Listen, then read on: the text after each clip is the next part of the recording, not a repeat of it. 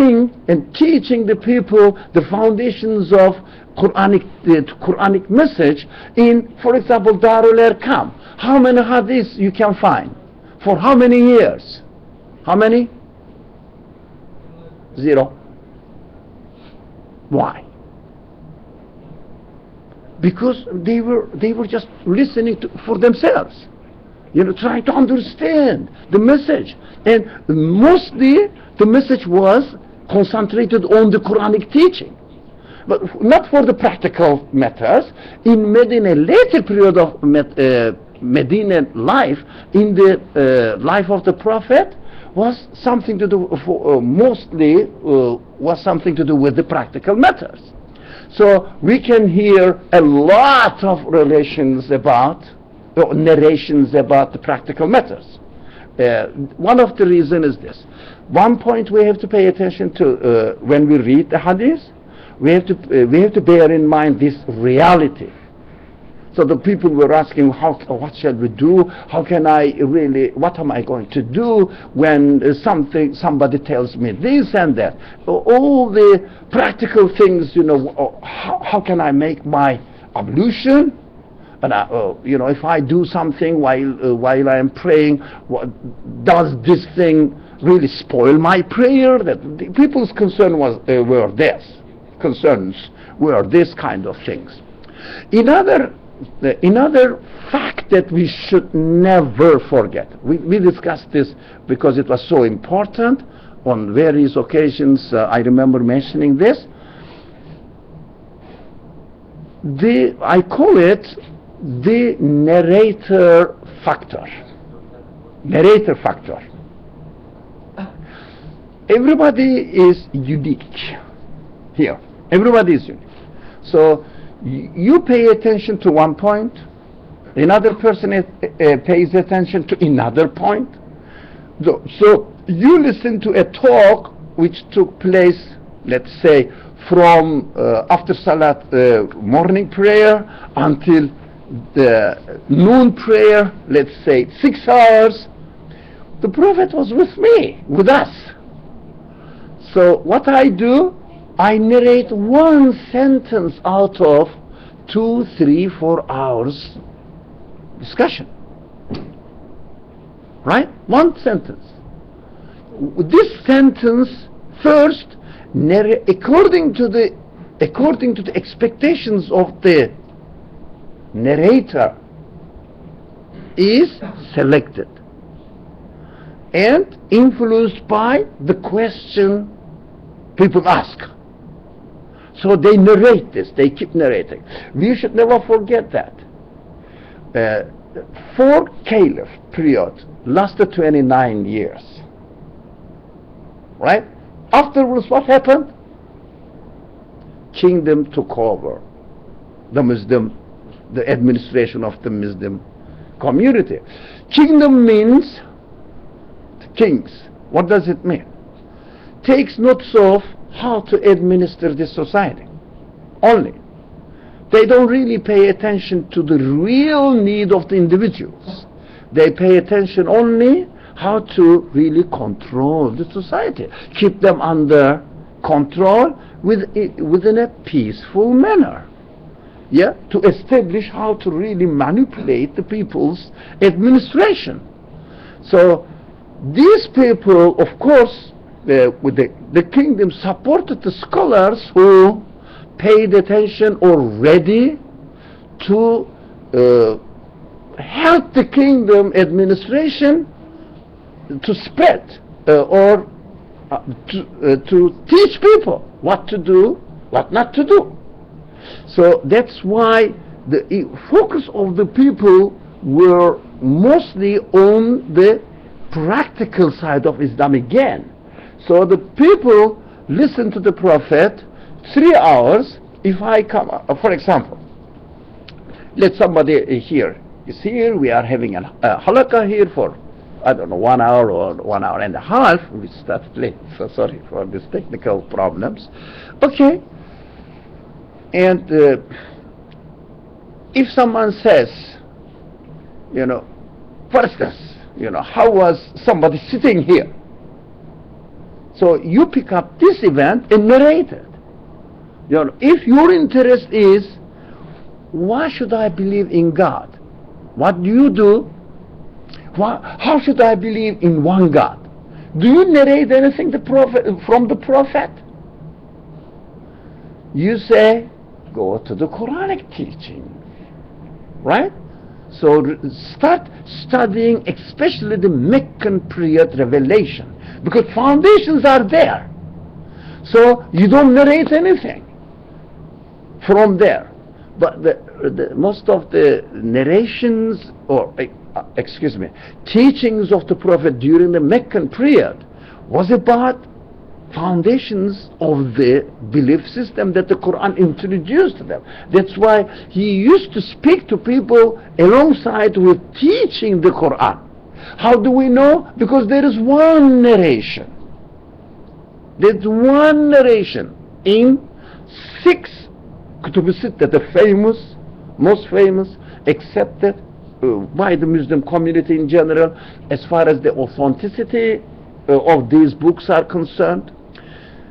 There is only one narration which says, because it is important, I will say it in Arabic and then translate it. نحن كنا نتدرس القرآن. We used to study the Quran في دار الأركام. It means the companion Arkam, they used to get secretly together and study the Quran. That's it. Study the Quran. That's it. So you cannot really narrate the behavior or how he stood up, the Prophet stood up, how he used his hands like me. So, but people, it's not the concern of the people. So if someone asks me, well, you know, what am I expected to do in order to learn Islam? What we do? Go and study the Quran.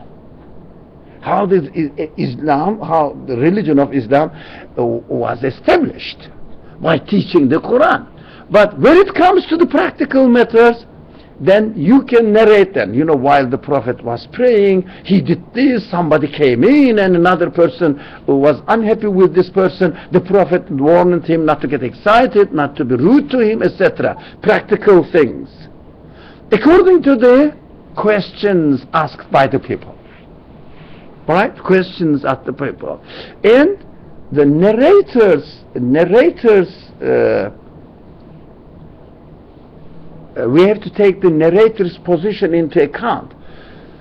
We have to know that, for example, the reality. We are here all together. Okay, let's assume that the discussion finished. And if somebody distributes some index cards and say that, what was the most important thing that you learned from this discussion? You would definitely get, how many people are here? I don't know. But ladies are always outnumbered. Shame on. So I don't know. I don't want to give any number because it is recorded. So anyway, quite a number of people. Not only 20, 40. More than that. Much more than, I don't know, 80 people, 60 people, maybe. Okay, anyway, I said I wouldn't give about it. Okay, 60 different narrations you will get. Right? We cannot ignore this fact because human factor was there. But I will take notice of what I need. I would take notice of what attracts my attention. But everybody's attention is different because every human being is unique. We should never forget that. So we have to understand that Prophet's teaching wasn't only what was narrated in the Hadith books. We have to know this.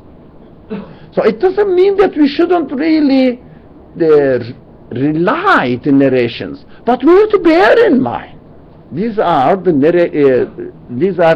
what we hear, very narrated. How are we going to understand what the Prophet taught then? You can understand it. We have to develop the teachings of the Quran by studying the Quran, really, and use that understanding of yours, of course, personal understanding of the Quran, teachings of the Quran, foundations of the Quran, and use these glasses and see who is teaching the Quran, the Prophet, which kind of attitude you can expect from him. Can you expect from him to contradict the Quran? So the main criteria should be the main teachings of the Quran. So if someone, any of us, cannot get the education through studying the Quran, cannot understand the Hadith,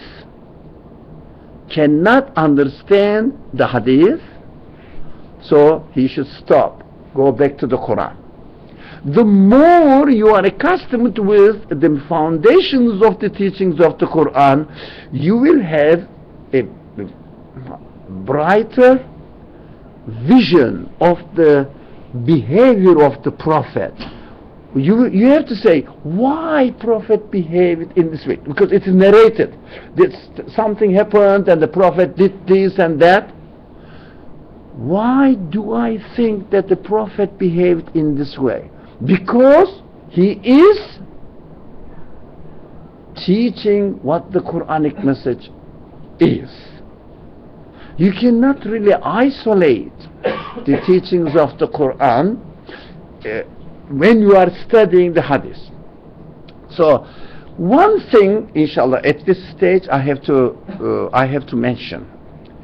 If you are looking for the rules of certain actions, right, then you have to look at the practice of the Prophet as narrated, because most actions are narrated anyway, right?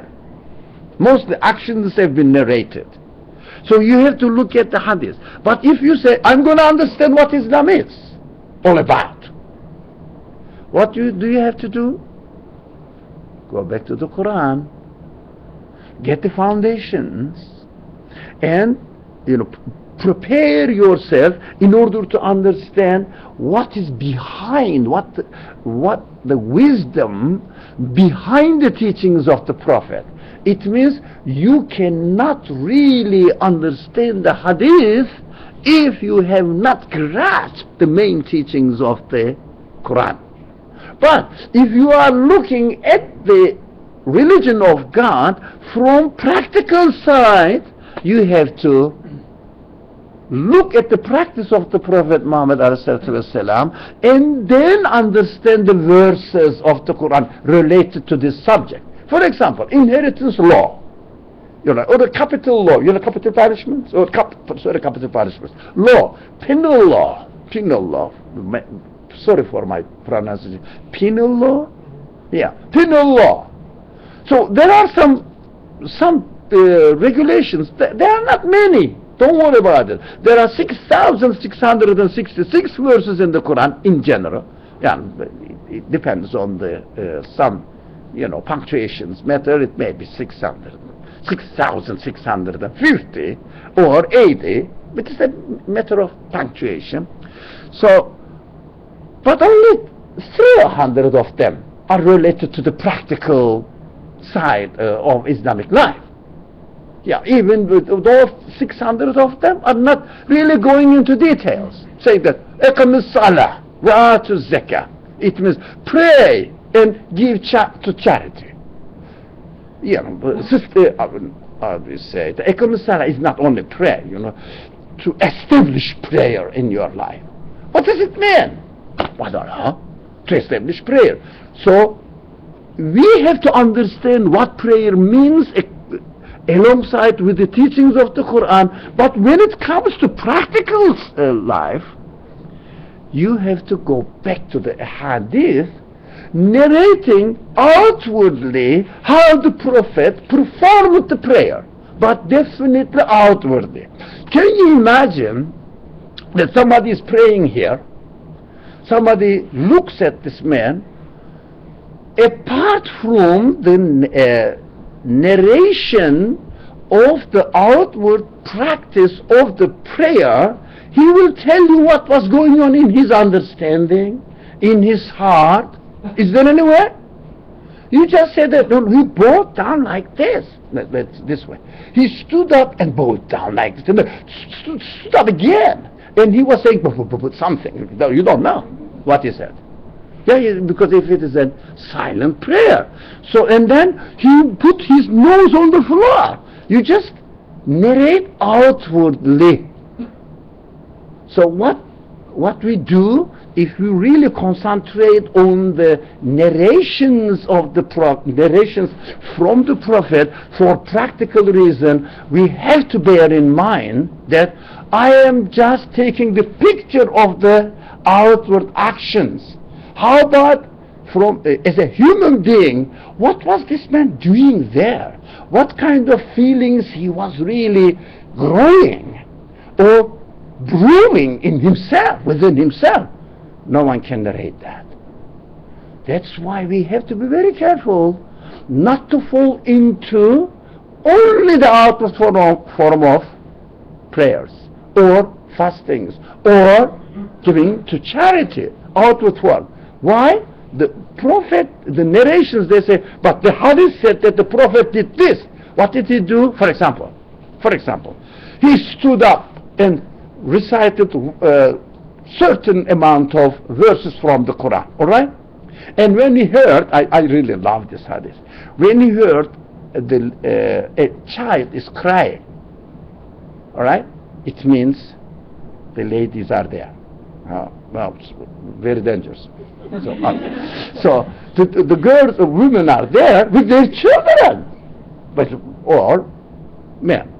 But the Prophet used to cut the recitation and finish the prayer as soon as possible. Why? He's a friend, he's a respectful man. We have to be very careful. He was respectful to the community. He wasn't the king of the community. He wasn't the really dominant figure in the community. We have to understand this. If I come here, or as an example, and take a special position, I'm the sheikh, you have to say, this is, now we will discuss, this is against sunnah. Do you understand? We will go there. Hadith, sunnah. This against sunnah. Prophet never did that. No, there's no narration. Yeah? Dominant figure in the society. Never. Because he is the representative of God. Look at the universe. Is God is oppressing you? Breathing in, free. Yeah? Seeing, free. Yeah? Here's, the creation out there is for you. No one is oppressing you. Freedom is the foundations of your religious life. Right? And then you believe in God in a free way. If you are not free, you cannot believe in God. So the Prophet was the person who represented this religion. Can you expect him to be dominant? Even he was consulting the people around him. He wasn't ordering them, consulting. The people said, let's do this. People said, okay. The Prophet said, okay, if you agree on it, the majority of the people support this idea. He followed the community. He always respected the tradition of the community until there was a clear prohibition or injunction by the Quran. It means revelation from God. He was following the tradition of the people. He was together with. That's why he was advising the people. He sent as a teacher as teachers to other communities. He was saying, learn the language of these people, learn the culture, which is called in Arabic urf, this culture, custom of the people. Do not, this is very important, do not alienate yourself from the community. What are we going to do then? But it doesn't mean that when you are offered, let's say, very practical, wine, you say, I shouldn't alienate myself. Okay, let's drink together. No. But behaving in a strange way, strange to the community that you are in, using a strange language that the community doesn't understand. You are speaking to American people, keep saying Allah subhanahu wa ta'ala, Muhammad alayhi salatu wa salam, with a lot of ayah. And the people say, what's going on here? It's a completely different culture. That's alienation. The people don't feel comfortable. That's why we have to, if we don't really open up to the society, it means if we don't really prepare ourselves, what we do, we establish our own ghettos. Here, there's my masjid. So which masjid is it? Bengali. No one else comes there because it smells Bengali food only. Oh God. What, really? Really? Am I exaggerating? Go there and see. People speak Bengali language. The khutbah is Bengali. They are in New York. Not in Bangladesh, not in New York. So people speak Bengali and everybody follows Bengali tradition. If somebody even prays with in a way that does not really fit Bengali way of praying, they start looking at them. But that's very superficial. So the Prophet Muhammad ﷺ, encouraged people not to alienate themselves from the society. So if this person encouraged people to do that, can you imagine that he was behaving otherwise? It is impossible. So all the narrations saying this and that. For example, Prophet was wearing clothes when he was in Mecca, according to Meccan people's way of wearing. When he moved to Medina, the silver, the Medinian people used to wear silver under their abaya. I don't know these words. That a kind of trousers like under their abaya, and he adopted it. He said it's very convenient, so adopted it because it's not the essentials of religion.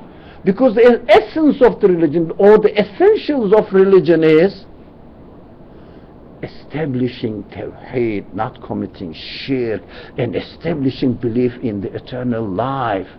So in establishing a relationship with your Creator, your God, while you are in this world, although this world seems to be transient, trying to understand how can I really be happy with my Creator, although, be careful with my language, He is going to kill me at the end.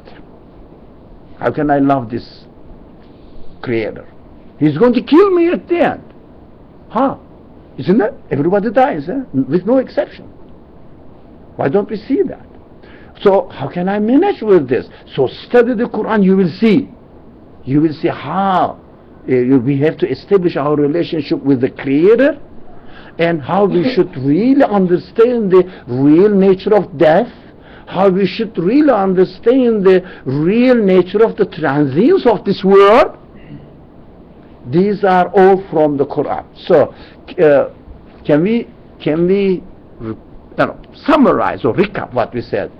Without understanding the Quran, you cannot understand the Hadith narrations, because you don't know the background of the event, not necessarily historical background or ideological background. Which kind of world view this person had, we will learn it from the Quran. So when he did something, for example, prostrated while he was performing his prayer, so the worldview is behind it. Why? Because it really explains the view that the Prophet had about my nature, and how I should express my nature before the owner of the universe, creator of the universe. How can I really express myself before the owner of the universe? Is there any other way than prostrating? Yeah? Can you see another way? Your reality is 100% depends on the creatorship of the whole universe, or the creatorship of the creator of the whole universe. So how can I express this reality? Prostrating. How do we know this? We learn this from the teachings of the Quran, saying that, oh human being, don't you know who you are? Why don't you consider your reality? So if you don't get this education, belief education, especially the education or the teachings of the Meccan period verses, you cannot understand anything Medinian period at all. So all the practical narrations saying that, brother, you have to do this, or sister, you have to do this, when you are in the masjid, but the Prophet never did stopped anybody from speaking in the masjid. Right? You have to respect this. This is the sacred place. The sacred place. Why?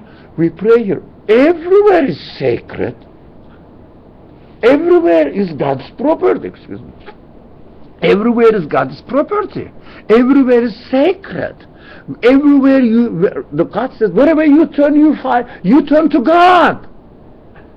That's the world view. If you don't have this world view, you of course divide the places. This is sacred, this is non-sacred, this is mundane.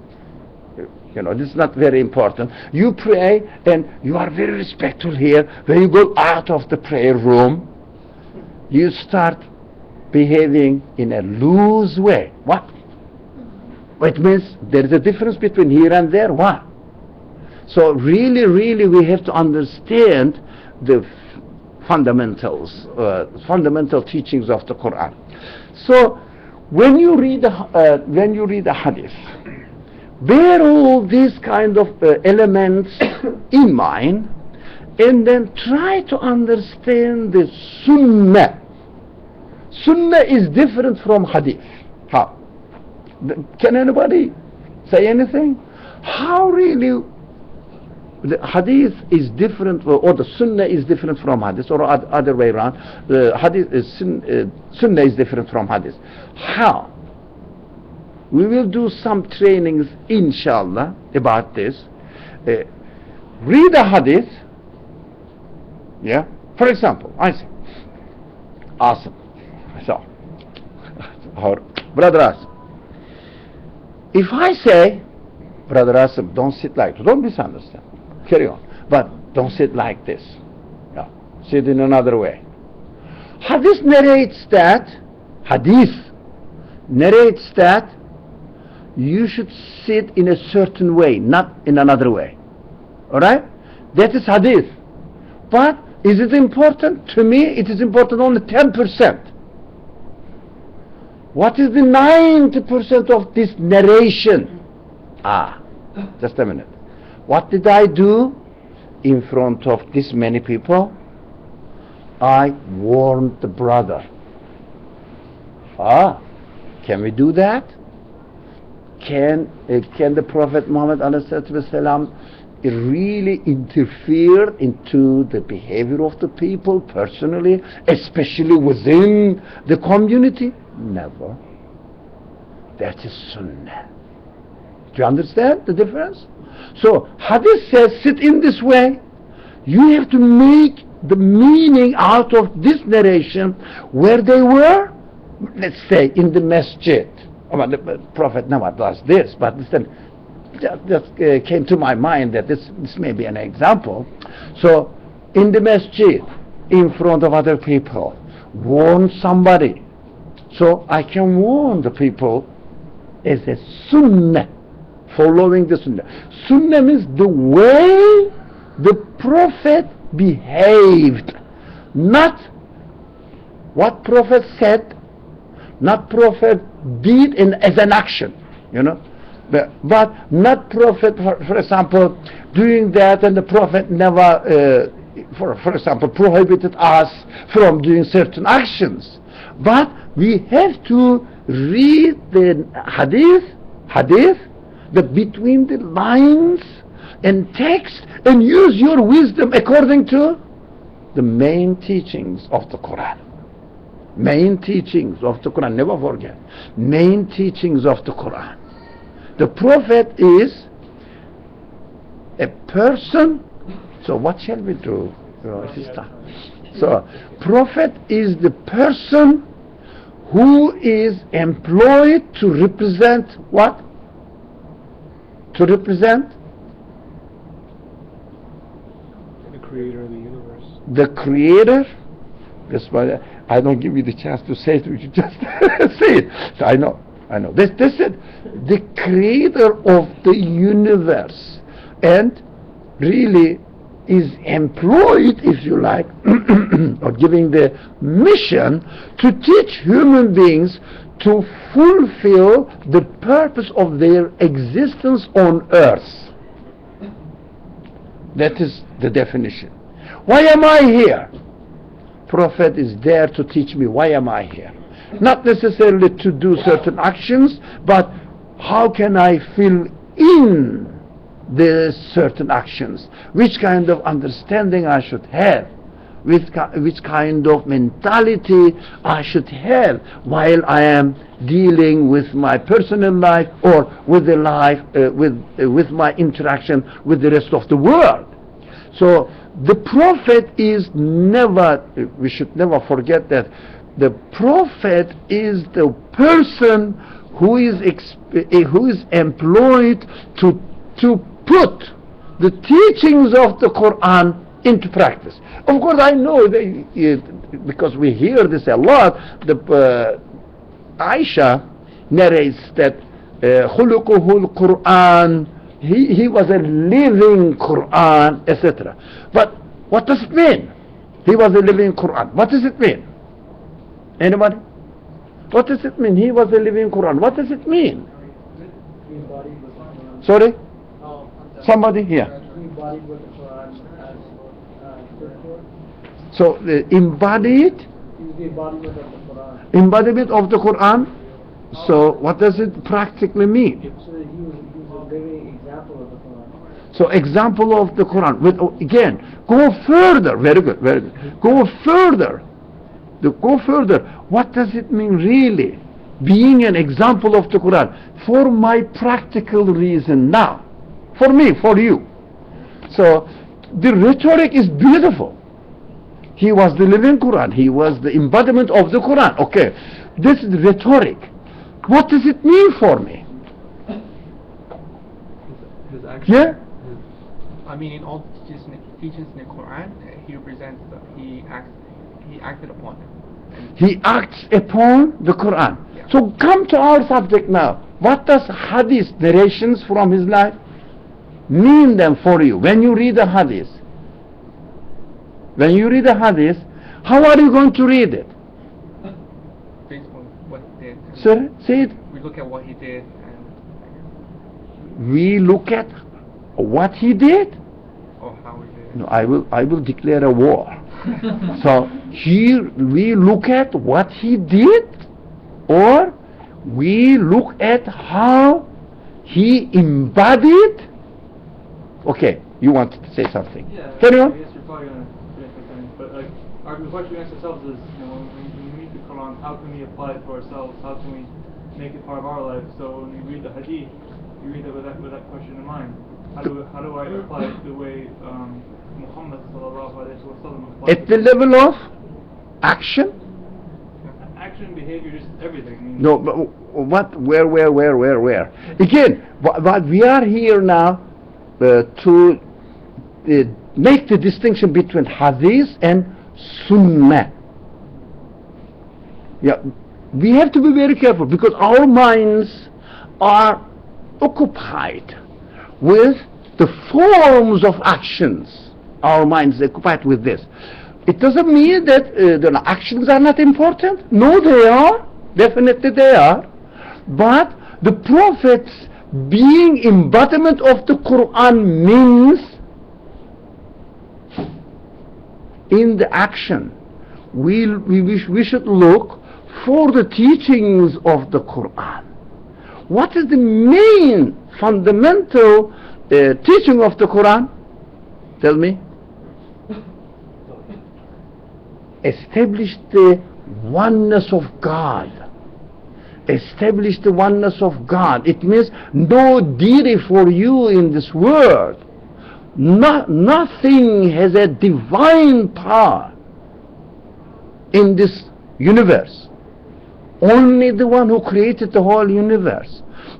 So we call it, do not assign any partner to God, which means in Arabic shirk, which means in your attitudes, in your actions. I'm very sensitive about this. In your actions, what will be really, if you like, included in your actions, the representation or expressing your belief in Tawheed, oneness of God. So from Hadith into Sunnah, we can shift there. From this outward action which is narrated in the Hadith, we know that in the Hadith, the core of the action, the heart of the action, the meaning of the action cannot be narrated. That is established. Are we sure? Are we all sure about it? For example, you bow down or you prostrate. Okay.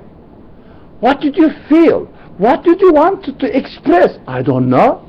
I saw you putting your forehead and nose on the floor. That's it.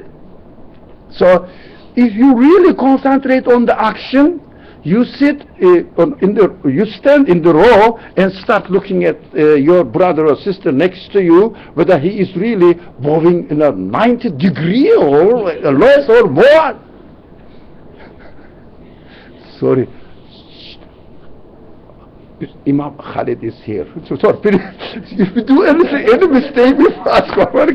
So you want to pay attention to that. But you don't really teach this brother or sister while he is or she is, let's say, bowing. Why? What is he or she expressing as far as expressing the Tawheed is concerned? We said Prophet Muhammad alayhi salatu wasalam was an embodiment of the Quran, which means, you know, the insight, the core of his actions were taken from the teachings of the Quran. So if you don't really look at the action from the Quranic perspective, it means Tawheed, believing in the hereafter, believing in the angels, right? Believing in the revelation, God's guidance coming to you, and believing in the reality or the fact that God's guidance has been represented in an embodiment form in the body of the prophet, a prophet, depending on your, of course, now Muhammad, maybe before Jesus or Moses or Abraham, whatever. So that doesn't matter. You have to have this mindset, understanding of yourself. So in making the bowing, this action, you know, in Arabic ruku', so when you make this action, all these fundamental teachings must be embodied in this action. That means the Prophet is the embodiment of the Quran. So if you don't have this training, if you have not prepared yourself or concentrated on the core of this Quranic message, you start paying attention the degree of your bowing, 90, 80 or less or more. So you don't make it straight. That's what you hear, yeah? So it means we don't see the Prophet as the embodiment of the Quran. So if you don't see the Prophet as the embodiment of the Quran, you read the Hadith and become an imitator of the outward form of religion. And your Sunnah becomes interfering into people's form of prayer, fasting, and issuing lots of rules. But it doesn't mean that there should be no rule. Yes, there should be, but tell me what is in it. Because these are the rules taken from the practices of the Prophet as it is narrated in the Hadith. We described what Hadith is. Narration of the outward form of the Prophet's message. But the Prophet is not there only to teach us the outward form of prayer or fasting or whatever other social activities or regulations in the society, but the Prophet is there as to be the embodiment of the Quran. Did you get it? To be the embodiment of the Quran. If someone says, brother, you have to do it, your hands here, move your finger up, like this, and not fast, slowly, not very good. Now I have heard these people say that it shouldn't be, from the side to this side, but it must be from up and down. I was so shocked. Do you think the Prophet was really teaching people how they should move their fingers? But he wouldn't be the embodiment of the Quran. We understand the difference between Hadith and Sunnah, so we have to look at this difference and interpret the Hadith within the context of the Quran and assume it or accept it as your guide for your religious life or for your understanding of the meaning of your real existence. Really, why am I here? What am I doing here on earth? So look always for the spirit, if you like, or core meaning in the actions narrated in Hadith. So you will be following Sunnah. Otherwise it is not the Sunnah of the Prophet. It is your, if you like, imagination, your understanding of religion. It's not the religion represented by Prophet. We have to stop, understand. And would you like to carry on into this Sunnatu Rasulillah, that's the third stage? Would you, after the prayer? Do you have time? Right? Yes? No? Who doesn't want? You don't. Okay, thank you. We will. Allahu Akbar, Allahu Akbar, Allahu Akbar, Ashhadu an la ilaha illallah, Ashhadu an la ilaha illallah, Ashhadu anna Muhammadan Rasulullah. So what are you going to do with this? Are you going to edit it? Edit it, yeah, okay. So whether keep it there or... Alright.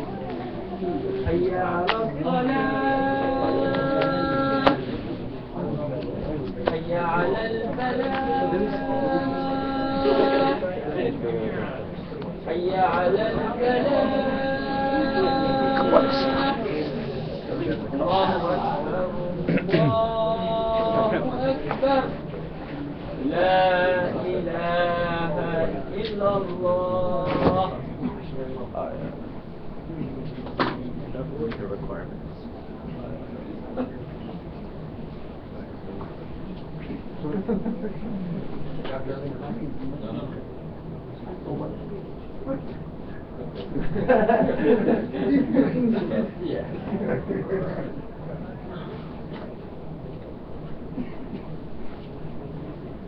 الله أكبر الله أكبر أشهد أن لا إله إلا الله أشهد أن محمدا رسول الله حي على الصلاة حي على الفلاح قد قامت الصلاة قد قامت الصلاة الله أكبر الله أكبر لا إله إلا الله. الله أكبر.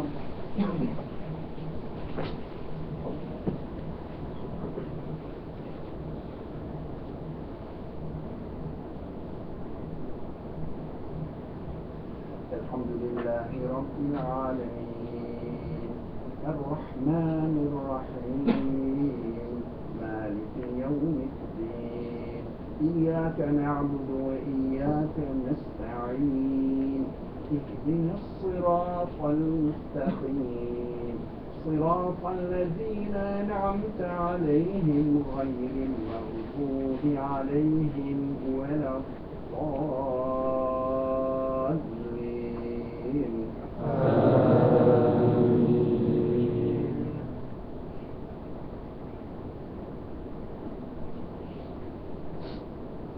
لا أقسم بيوم القيامة ولا أقسم بالنفس اللوامة يحسب الإنسان أن لن نجمع عظامه بلى قادرين على أن نسوي بنانه بل يريد الإنسان ليفجر أمامه يسأل أيان يوم القيامة فإذا برق البصر وخسف القمر وجمع الشمس والقمر يقول الإنسان يومئذ أين المفر كلا لا وزر إلى ربك يومئذ المستقر ينبأ الإنسان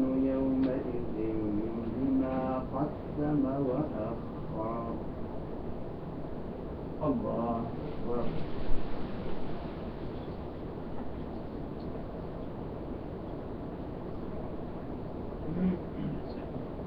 سمع الله لمن حمده. الله أكبر.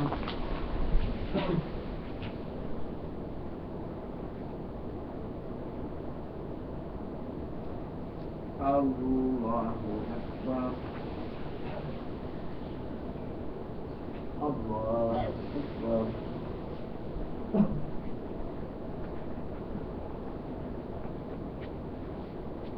الله أكبر. الحمد لله رب العالمين الرحمن الرحيم مالك يوم الدين إياك نعبد وإياك نستعين اهدنا الصراط المستقيم صراط الذين أنعمت عليهم غير المغضوب عليهم ولا الضالين.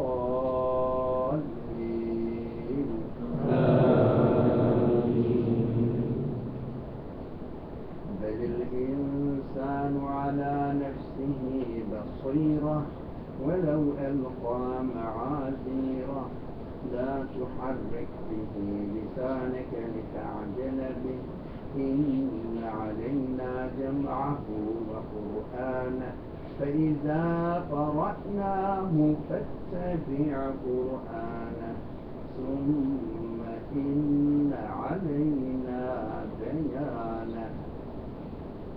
الله أكبر.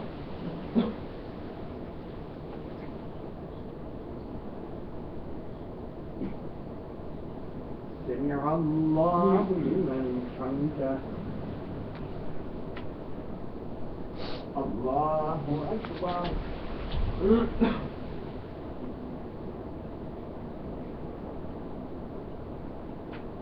الله أكبر. الله أكبر.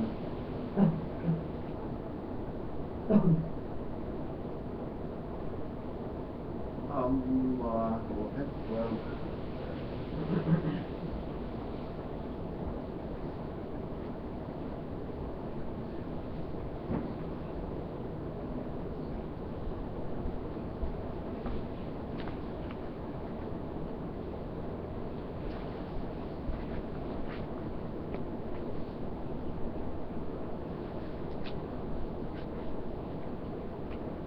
الله أكبر.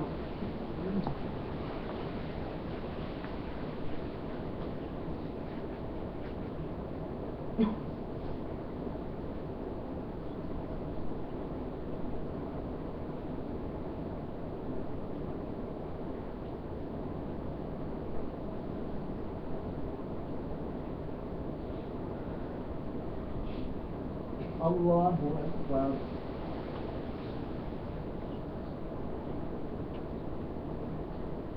سمع الله لمن حمده. الله أكبر.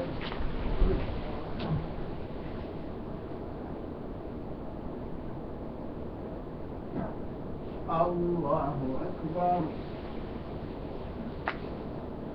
الله أكبر.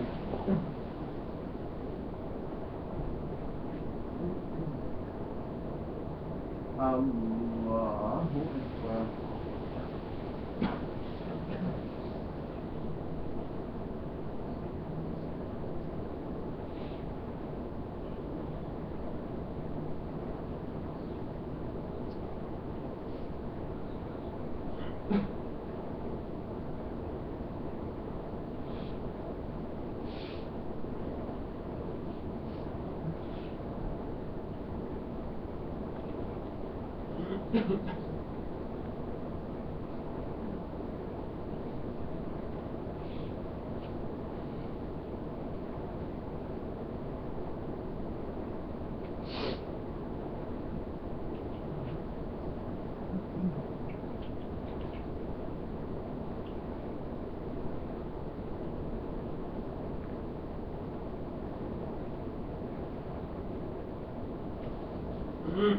السلام عليكم ورحمة الله. السلام عليكم ورحمة الله.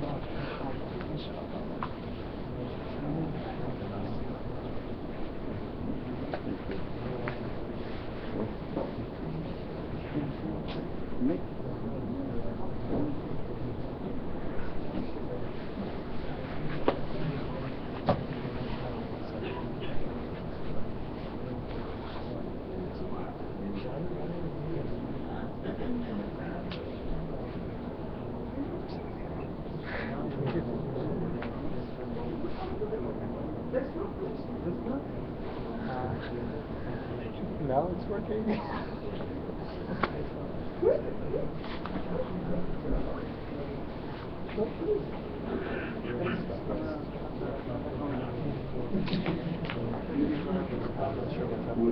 Sunnah Rasulullah is more important.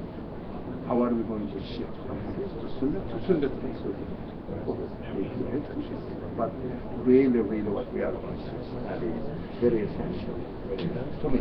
But if you have to, no, I'm saying really essential things we are going to talk from Jesus or Muhammad. Not very give the example and understand the difference between Sunnah and Sunnah Rasulullah. Or if you don't make time, you have to go. Then we can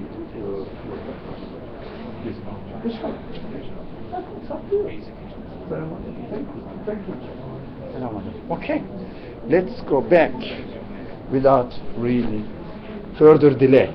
So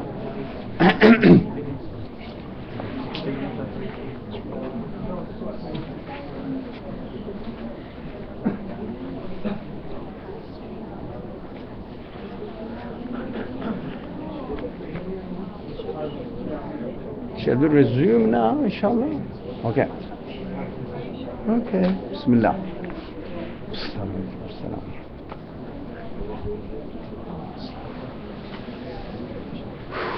Bismillah ar-Rahman ar-Rahim, inshallah.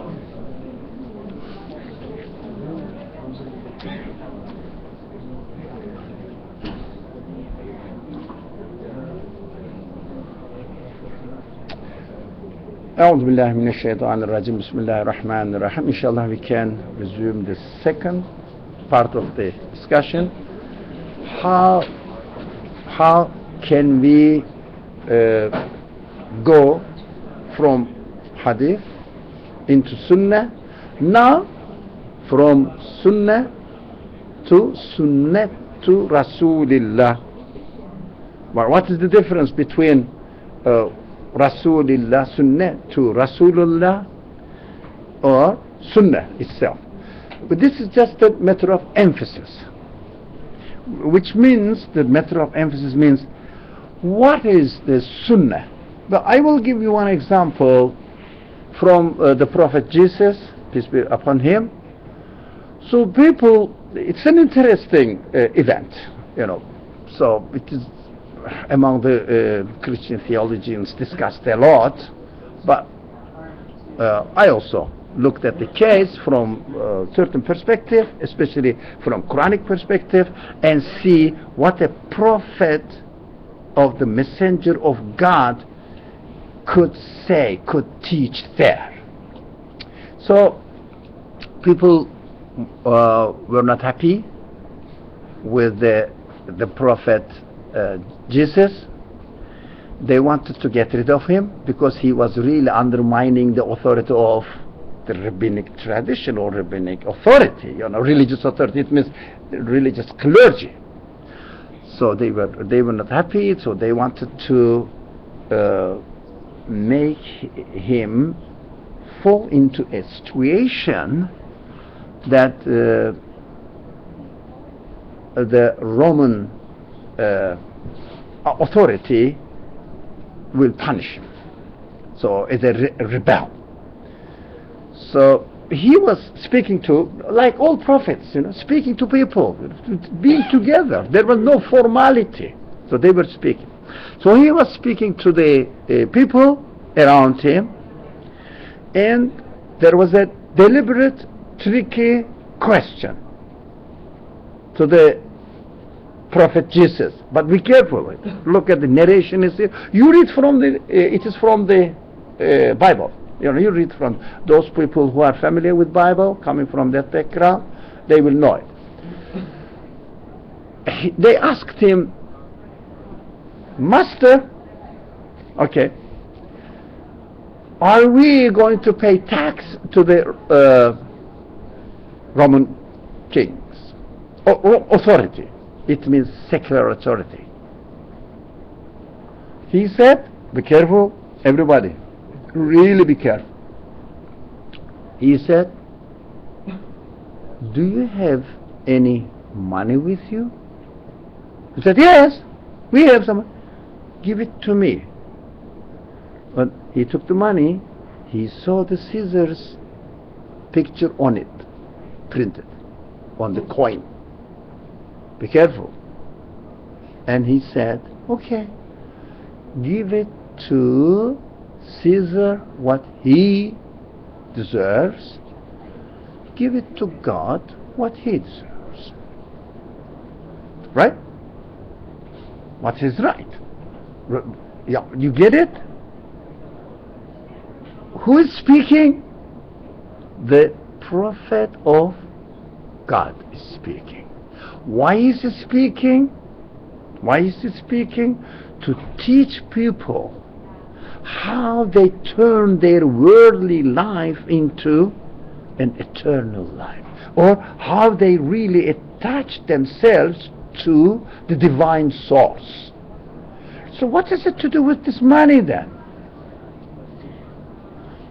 We need a little bit historical background.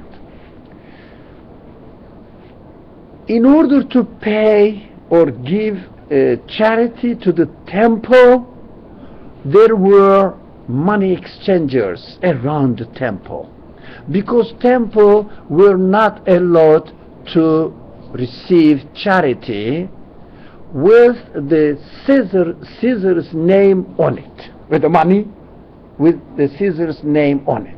What the money exchangers used to do, so now you come with the Caesar, is it? Caesar's picture on it, and give it to the money exchangers. They used to change it and give it to you, give some money. Of course, they used to make some profit out of it, back to you with no Caesar's picture on it, right? And you can only devote or give charity to the temple with no picture on the money. It means real value, not the Caesar's authority, authorized by Caesar. So that was the tradition of that time. So the prophet is teaching there. If you get the authority from the Caesar, you have to pay your tax to him, because he is the authority, right? But you should not accept any authority. You should never accept any authority on earth. Do you understand? La ilaha. No deity, no authority on earth. Everybody is equal.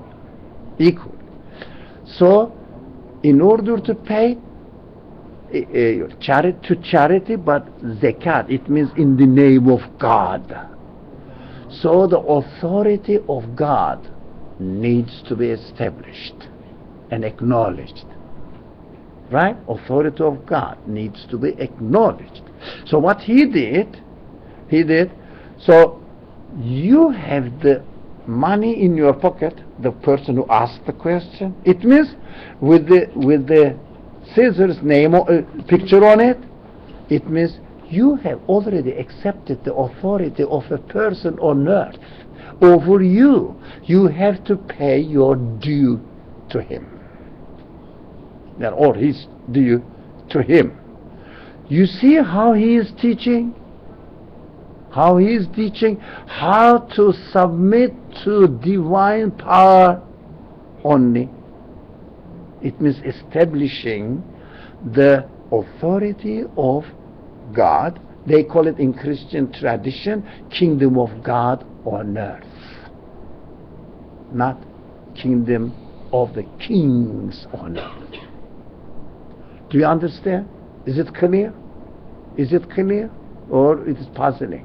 So it's a very famous saying that give the right of Caesar to Caesar, give the right of God to God. If you accept that anything in the world has a divine power or a power on you, then you have to pay his or its due right. For example, if you say, it's a little bit difficult, eh? It's not difficult? Okay. No, So, it is. it is? So, if you say, for example, some causes have an effect on the effects, yeah? It's really effective. You have to worship. You have to pay its due. You have to pay its due. If you are aware that every single thing on earth has been created by God and everything is under the power of God, He created them, you worship God. And you have to pay God's due to God. Right? You have to pay God's due to God. If you don't take Jesus as the embodiment of the message of God, what you do, you separate the authority between the state and religion. Because you don't take notice of the teachings of the prophets as the messengers of God. You know this? Rasulullah means God's messenger. God's messenger. It means he conveyed the message of God to you only. So authority of God is established, the kingdom of God needs to be established in your world. Nothing to do with division of power between state and religion, etc.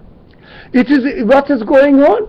Everything is going on within your understanding of the existence or understanding of the creation of this world. If you really see that everything is directly coming into existence, be careful here, we have to be coming into existence as a result of the choice, the will of the Creator. You have to return everything back to Him. That's God's right. Do you understand? That's God's right. Is it anything to do with the state and religion separation? No. Do you understand? Did I make it clear at all? Does it make sense? So, did it make sense to you? Anybody with a question about this? So, when you read the narration, you have to read the narration bearing in mind that this action or this saying is made by the messenger of God in order to teach you the aspect of the part of your life or your life which looks to God and related to God, which is related to God. That's the main teaching, the purpose of the teaching of the Prophet, to attach you, to connect you to God, because he is the messenger of God. But if you hear that the Prophet said that, for example, you have to wash your hand up to here, for example, while you are making your ablution preparation for the prayer, If you just think, oh, I have to wash it here, never say that, what is God is doing here? What is it to do with God? If you never think about it, this classical example, for example, let's say, well, after you are full, when you eat, don't eat much. Alright? Okay, I'm not eating much. What? For why? Why? The Prophet is not, nutrition or whatever, or whatever. Nutritionist. Thank you very much. Nutritionist? Is a healthcare with a social activist or something?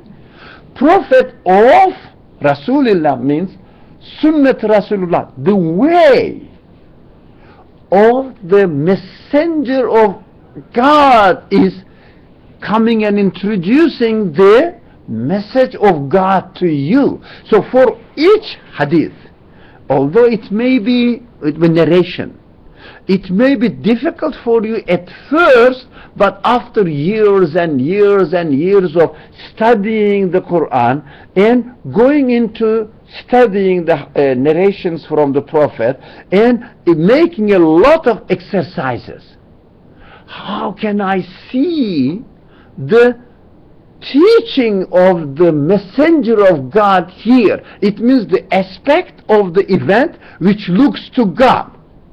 If you don't train yourself, you don't really see it. Because we are used to narrating the hadith. The Prophet did this, brother, you have to do that. That's a sunnah. Like, where is the aspect which looks to the message of God? Tell me, how can I connect myself to God by following the messenger of God? Because messenger of God teaches you who your Lord God is. Introduce God to you. That's his mission.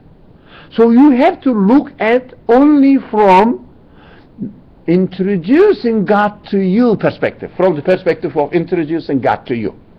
Do you understand? So if someone narrates a hadith to you, the first thing you should ask, okay, that is the narration.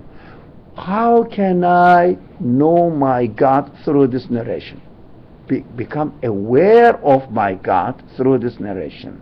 How can I relate myself to God through this narration? It is difficult. It's not impossible because we are not trained. We say, okay, what am I supposed to do? For example, let's be a little bit more realistic in terms of hadith is concerned. Hadith says you cannot be a believer unless you love for yourself, unless you love for your brother what you love for yourself. Okay, what am I expected to do here? And I have to love for my brother whatever I love for myself. I love this, alright, my glass. So I love this. So in order to become a believer, I love it for you. Now take it. Is it really the way you can become a believer? Is it really the way you become a believer? Yeah, giving it to this is because I want to be a believer. Excuse me, there's something here. Sorry? So give it. So why? What does it mean? But I will do an action out of which I will become a believer. How? That's the Prophet is teaching. Prophet is not the charity organizer or fundraiser. Oh, come on, never forget. Fundraiser, it's very famous. Everybody wants to fundraise something, So we need some wars or disasters happening somewhere in order to be active. So, if Prophet is a fundraiser or what? So, who is going to give a try to understand this hadith from this narration hadith? which the aspect of which introduces God to you. You know, if you don't love what for your brother, for brother means who is your brother? Now, of course, we know that it's not speaking in lineage. You know, brother means your sibling, but brother means who's your brother? Sorry? Yeah, not only Muslims. Go further. Then not only Muslims, not only believers, but beloved brother, all of creation, your brothers, we are the product, the creation of the same Lord. Widen it. So, would you like to be safe in your home? So you shouldn't destroy the nest of a bird. Right? Because you would like to be safe and secure in your home. So why not? A bird has the right to have a secure, safe home. The same thing. So if you want to be, for example, safe in your home, in your place, no one should interfere into your life, saying that no, get out of this house, for example. So you have to respect the plant of a tree, for example.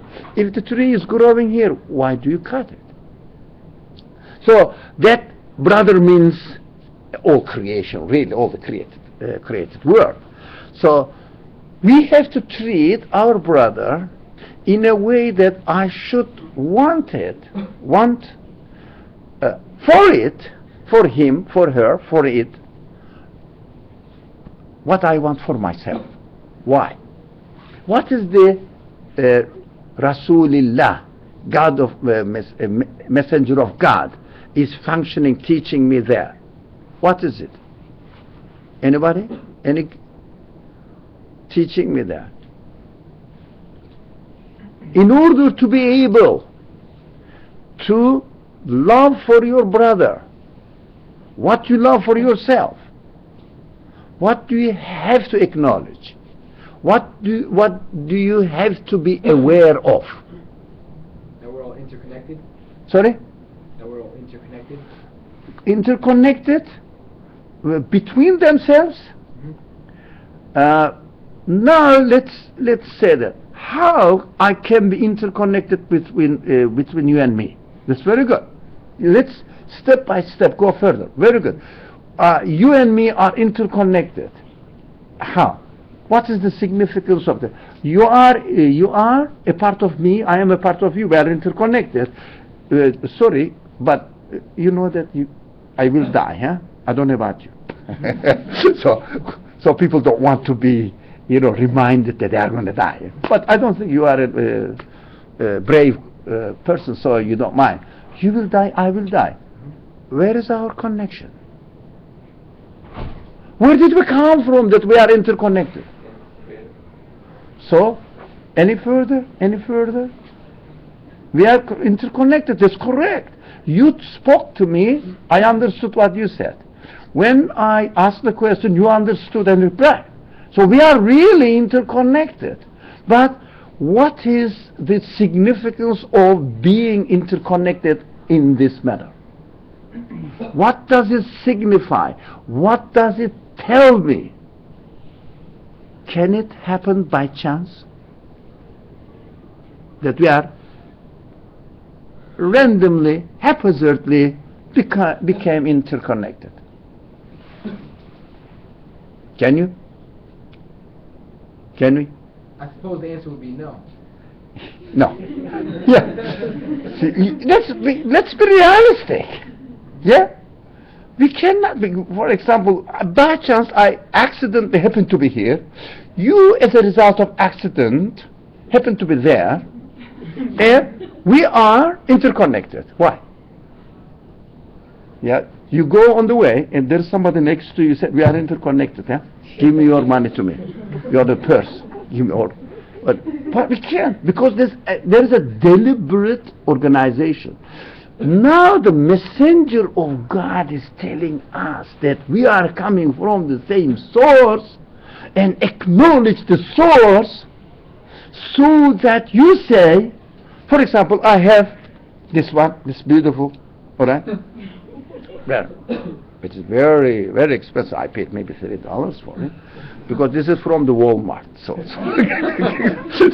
it's Chinese made, made in China is very cheap. So you know this, how to say, clothes, reading glasses. These are the. So this is very valuable. The value of it is from its creator. If you attach this to its creator, it becomes, because the creator is the owner of the universe, what you do, you attach the existence of this to the source who is absolute. When the source is absolute, can you imagine the Federal Reserve Bank is yours? If I ask you to give me $1, what do you say? Well, sure, $1, man, come on, take this 100 bill, huh? Well, it is a shame on you if you give me $1. So, because the source is, let's say, it is limited, let's say it is infinite, unlimited. Of course, you should not have an attitude saying that, oh, if I give it to you, no, I will lose.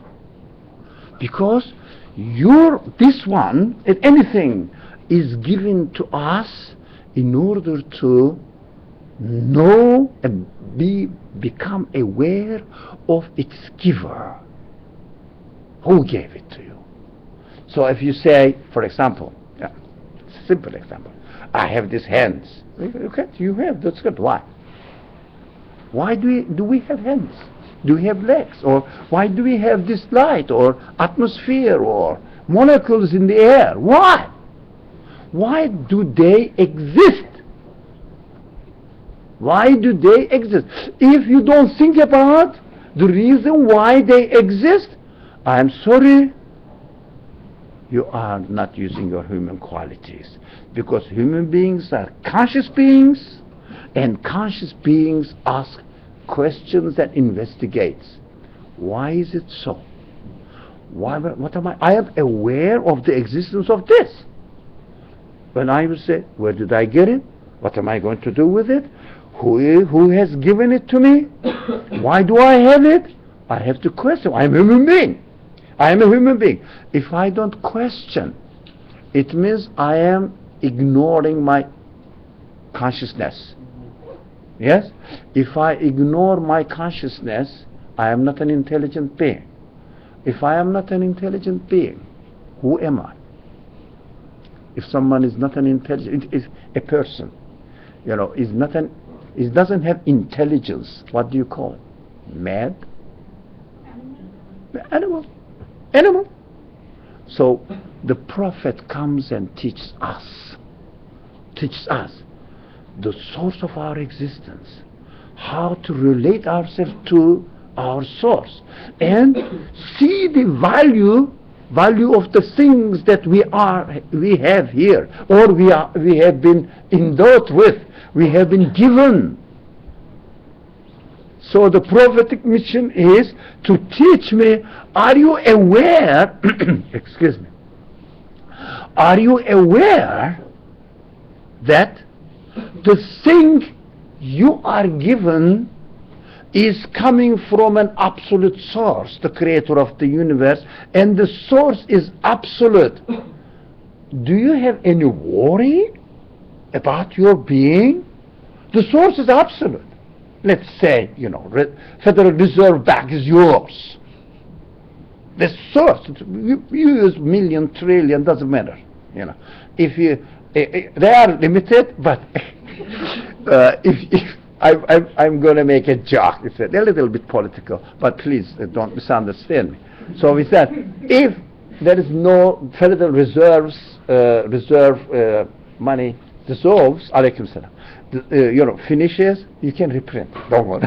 Okay, print it more. So that's something, anyway, you know what's going on in the world. So you can print it. So it means source, if the source is endless, if you really acknowledge that the source is endless, you should have no worry.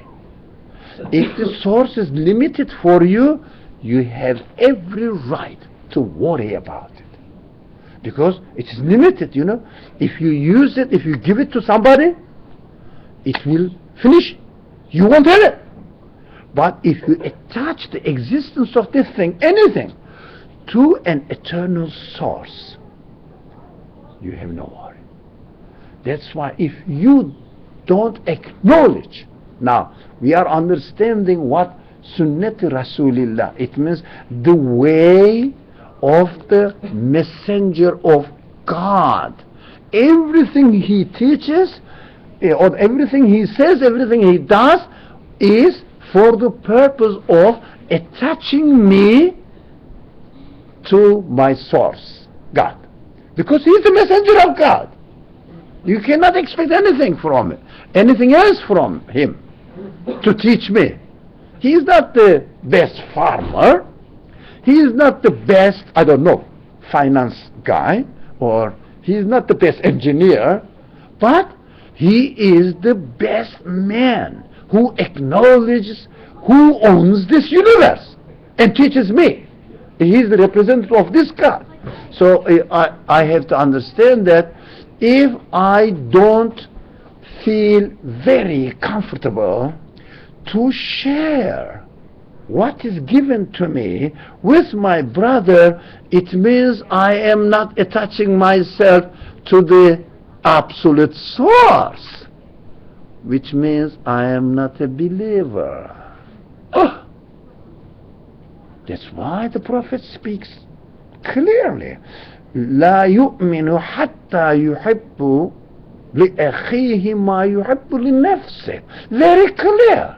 You cannot believe in God if you don't love for your brother, for others, what you love for yourself, because you are not really attaching it to the absolute source. If you don't attach the universe or any part of universe to its absolute source, it means you don't believe in God in that particular respect, in that particular matter. It doesn't mean that I don't believe in God. The universe has been created. It has not been created. It has just happened to be like this, eternally, something like this. You don't have to say this, because you are not expected to believe in God by saying that the universe has been created by God. You are, and you and me are expected to acknowledge that every single thing is created by God. Even this has been given existence by the creator of the universe. So it needs training, isn't it?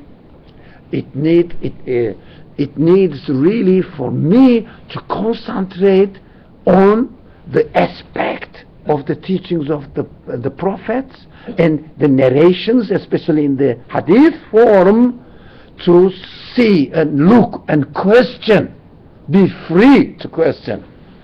What is it to do with the mission of the messenger of God? What is it to do with it? Yes? What is it to do with it? So some people took the Prophet Muhammad's advice to the fallah, the farmers in Medina.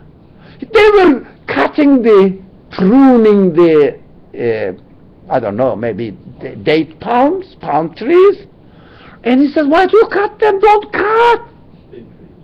Sorry?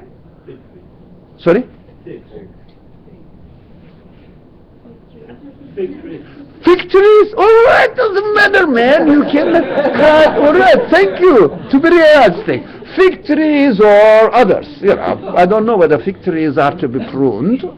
I don't know about it. I'm not a really farmer, and I have nothing to do with agriculture at all. So, something, and people took it is an advice from a farmer. They didn't prune them. Stop. Of course, the following year there was not much,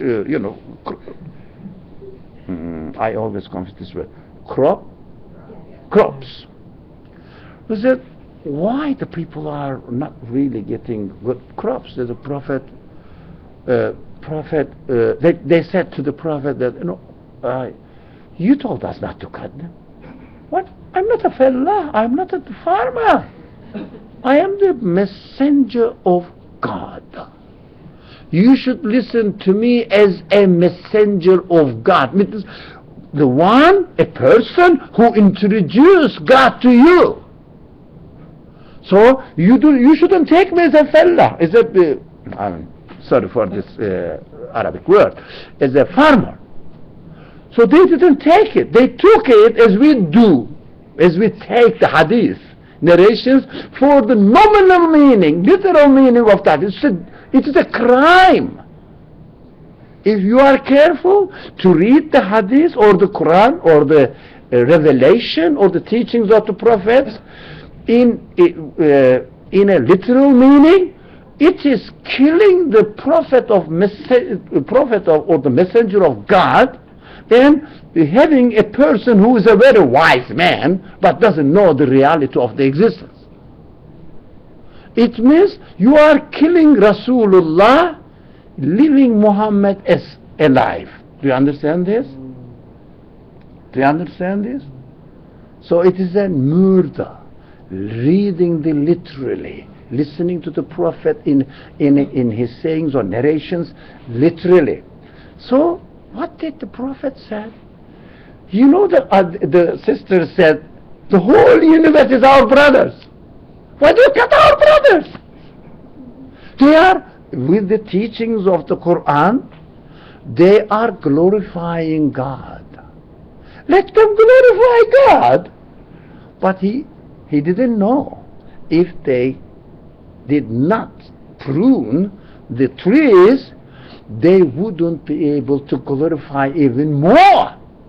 But his perspective was, why do you stop these creatures from glorifying God? Because the Quran says, وَإِن مِّن شَيْءٍ إِلَّا يُسَبِّحُ بِحَمْدِهِ.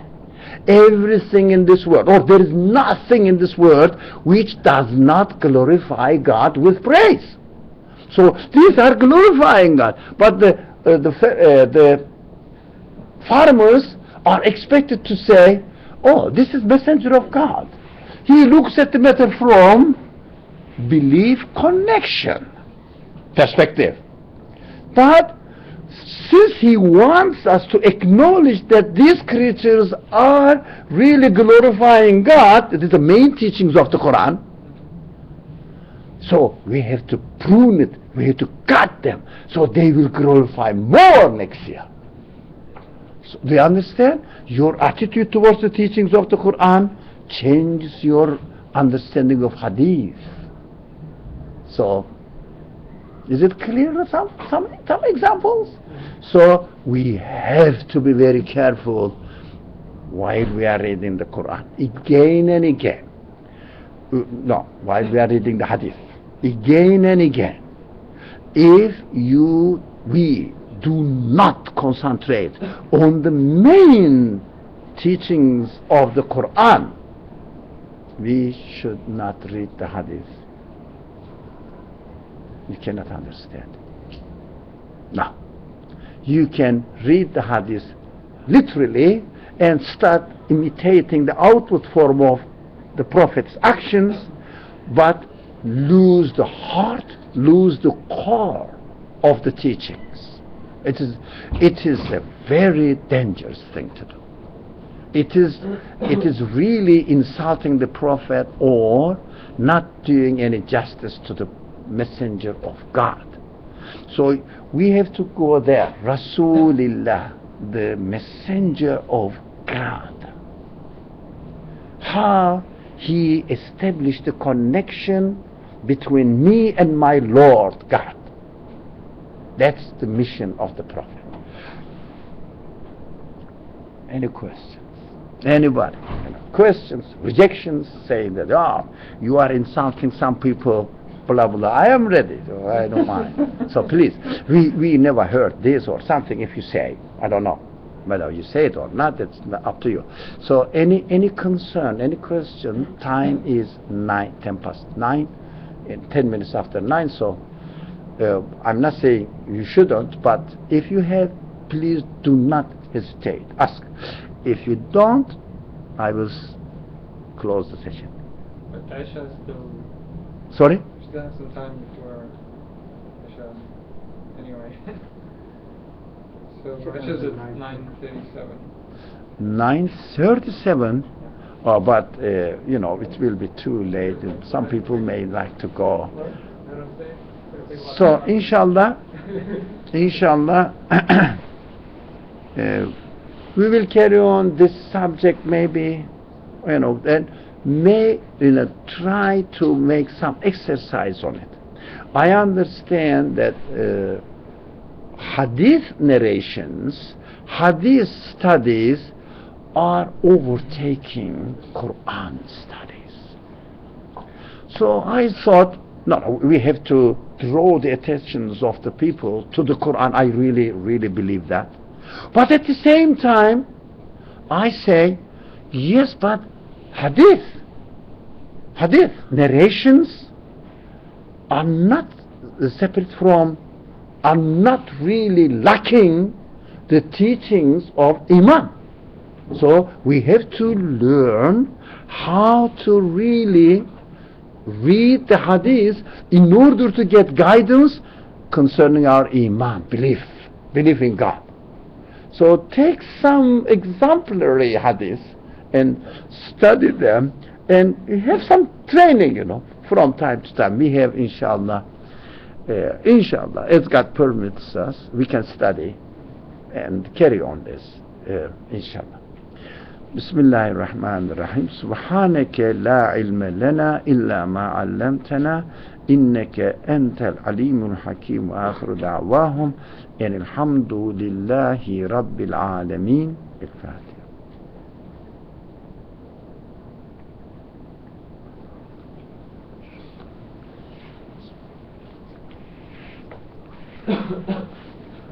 All right. We can start it.